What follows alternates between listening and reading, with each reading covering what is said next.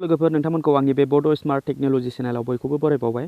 नोंथांमोना आं खिन्थागोन जे दिनैनि भिडिअ'आव इन स्क्रिन आई कार्ड आरो साबस्क्राइब बटनखौ माबोरैहाय एड खालामनांगौ आरो लोगोसे बेखौबो खिन्थागोन जे बेफोरखौ एड खालामनायनि फायदाया मा एबा नोंथाङा बेफोरखौ एड खालामनानै मा लाब लानो हायो। अब्ला भिडिअ'खौ फार्स्टनिफ्राय लानानै जोबजासिम नायलांगोन होननानै आं आसा खालामो आरो जुदि नोंथांमोना बे भिडिअ'खौ नुनानै एबा नायनानै मोजां मोनदोंब्ला लाइक खालाम आरो आंनि चेनेलखौ साबस्क्राइब खालामनानै लोगोसे बेल की अल नटिफिकेशनखौबो अन खालामनानै दोनदो जाहाथे नोंथांमोना फैगौ समाव बेफोरबायदिनो इउटिउबनि सोमोन्दै टिप्स आरो ट्रिक नुनो मोनबाय थायो। अब्ला आं भिडिअ'खौ जागायजेननोसै। बयनिख्रुइ सिगां आं बेयाव क्रोम ब्राउजार अपेन खालामबाय आरो गावनि इमेल आइडिजों बेयाव लगइन खालामबाय। लगइन खालामखांनायनि उनाव आं बेहाय इउटिउब एप्लिकेशनाव इउटिउबाव आं क्लिक खालामगोन। जुदि नोंथांनाव इउटिउब गैयाब्ला इउटिउब सार्च खालामनानैबो नोंथाङा क्लिक खालामनो हायो। बेयाव आं इउटिउब थाखानायलाय आं इउटिउबाव डाइरेक्ट क्लिक खालामबाय। बिनि उनाव डेस्कटप साइटआव नोंथाङा लांनो हागोन। बिनि उनाव बे थ्रि डटआव क्लिक खालामनानै डेस्कटप साइटआव लांनो हागोन। आंना बेयाव डेस्कटप साइट अलरेडि दान जाना दंखायो। बिनिफ्राय आङो बेहाय लग'आव क्लिक खालामगोन। नोंथाङाबो बे लग'आव क्लिक खालामदो। बिनि उनाव इउटिउब स्टुडिय'आव क्लिक खालामनांगोन। दानिया बेबायदि मोनसे इन्टारफेस फैबाय, नोंथाङा नायनो हागोन। बिनि उनाव अल भिडिअसआव नोंथाङा क्लिक खालामनांगोन। बेहाय क्लिक खालामनानै बेबायदि इन्टारफेस फैगोन जेराव नोंथाङा नोंथांनि चेनेलाव जेसेबांखिनि भिडिअ दं बे गासैबो भिडिअफ्रा बेहाय श' जाजोबगोन। बेबायदि श' जाजोबगोन। दानिया बेहाय नोंथाङा सेलेक्ट खालामनांगोन जे बबे भिडिअआव नोंथाङा इन स्क्रिन आई कार्ड आरो साबस्क्राइब बटनखौ लागायगोन। अब्ला आं बेयाव सेकेन्ड नाम्बारनिखौ आङो सेलेक्ट खालामबाय। बेयाव क्लिक खालामनाय लोगो लोगो आङो बे पेन्सिलनि मार्कआव क्लिक खालामसै। नोंथाङाबो बेफोरबायदिनो आंनि भिडिअखौ नायनानै फल' खालामलांबाय थानो हागोन। आरो बे पेन्सिलनि मार्कआव आं क्लिक खालामबाय। क्लिक खालामनाय लोगो लोगो बेफोरबायदि इन्टारफेस फैबावबाय। नोंथाङा नुनो हागोन बेबायदि खालामनाय लोगो लोगो नैबे राइट साइडनि गाहायाव इन स्क्रिन दङ मोनसे आरो कार्ड्स दङ। अब्ला इन स्क्रिनखौ लागायग्रोगोन। बिनि थाखाय जोङो मा खालामगोन बेयाव पेन्सिलनि मार्कआव क्लिक खालामनांगोन। बेयाव क्लिक खालामनाय लोगो लोगो बेफोरबायदि इन्टारफेस फैबावबाय। नोंथाङा नायनो हागोन बेयाव थाखानाय हिसाबखौ थाखानाय बायदियै नोंथाङाबो होनो हायो आरो नोंथाङा गोसोबायदि बेलेग गावनि मोनब्रै खथा बा मोनथाम खथा, मोननै खथा बा मोनसेल' साबस्क्राइब बटन लागायनो नोंथांनि गोसो। अब्ला आङो बेहाय थाखानायखौ आं होआ। नोंथाङा नुनो हागोन बेयाव एलिमेन्ट्स दंखायो।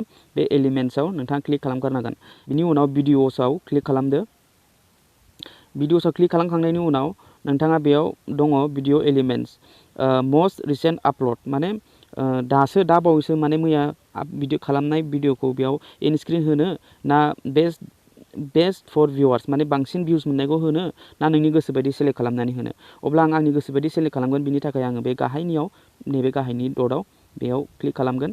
बेयाव क्लिक खालामखांनायनि उनाव आंनाव मोनबेसे भिडिअ दं बेयाव फैजोबगोन। अब्ला आं बेफोरनिफ्राय जायखिजाया मोनसे आं सेलेक्ट खालामबाय। नैबे भिडिअखौ आं सेलेक्ट खालामबाय। बेयाव सेलेक्ट खालामनाय लोगो लोगो नैबे बेयाव सेट जाफैखाबाय। बिनि उनाव आरो एलिमेन्ट्सआव खनसे थुबावदो। थुनायनि उनाव भिडिअसआव क्लिक खालामफिनदो। बिनि उनाव आरो गाहाय थार्ड अपसनाव लाबोदो। भिडिअखौ आं सेलेक्ट खालामनानै होनो नागिरदों नालाय बेयाव आं सेलेक्ट खालामबावबाय मोननै जाबाय बेहाय। आरो मोनसे आं खालामबावनो हायो। बेयाव एलिमेन्ट्सआव क्लिक खालामनानै भिडिअआव क्लिक खालामदो आरो गाहायनियाव खनसे क्लिक खालामबावदो। ओमफ्राय आरो आं बेयाव मोनसेखौ होबावनोसै। बेयाव मोनथाम जाबाय। दाना बे मोनथामा इन स्क्रिन जाबाय नङा होमबा? अब्ला बे मोनथामा इन स्क्रिन जानाय लोगो लोगो आङो आरो एलिमेन्ट्सआव क्लिक खालामसै। बिनि उनाव दाना आं भिडिअखौ सेलेक्ट खालामला आरो बेयाव दङ प्लेलिस्ट, साबस्क्राइब, चेनेल आरो लिंक।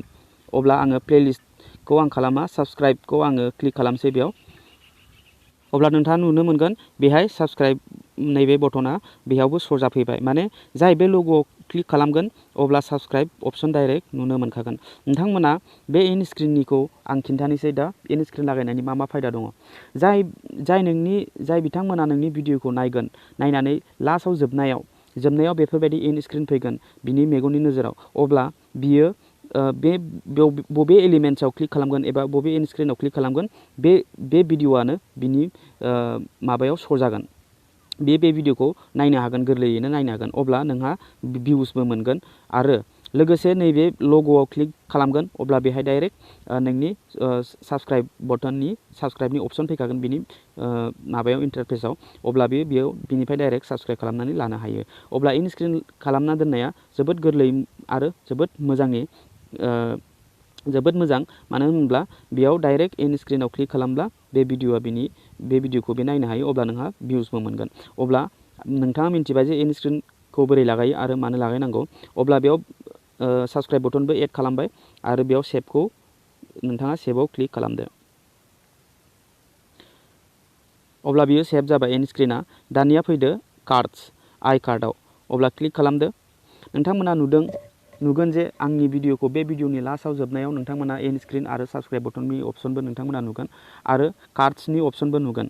जेरै आं कार्ड्सआव क्लिक खालामबाय, क्लिक खालामनानै नैबे स्टिक दंना, बे स्टिकखौ आङो बबे 1 मिनिटनि गेजेराव आङो मोनसे भिडिअ श' खालामहोगोन। जेनेबा भिडिअखौ नायबाय थानाय समाव गोजौआव मोनसे फैयोना, बेफोरबायदि भिडिअ फैगोन। जाय बे लिंकआव, बे कार्डआव जाय क्लिक खालामगोन बे भिडिअखौ बिथाङा गोरलैयैनो नायनो हागोन।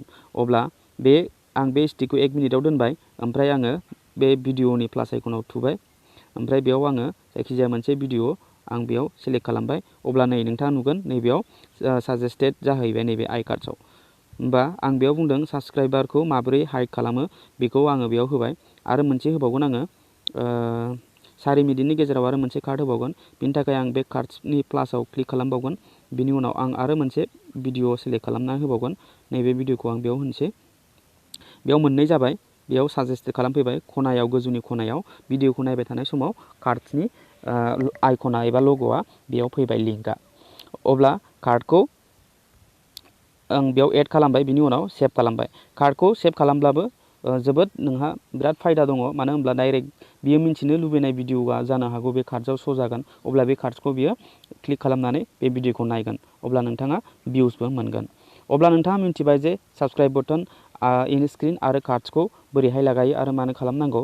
नोंथाङा जुदि इउटिउबार जानो सानदोंब्ला नोंथाङा फार्स्ट टाइम एबा लास्ट टाइमसिम नोंथाङा एन्ड स्क्रिन, साबस्क्राइब बटन आरो आइ कार्डखौ नोंथाङा लागायनानै लाथारनांगोन। अब्ला नोंथाङा मिन्थिनाय नङा जे माब्ला नोंनाव भिडिअआव बेसेबां भिउस फैगोन एबा साबस्क्राइबार फैगोन। नोंथाङा जोबोद गोजोननाय मोनगोन उनाव।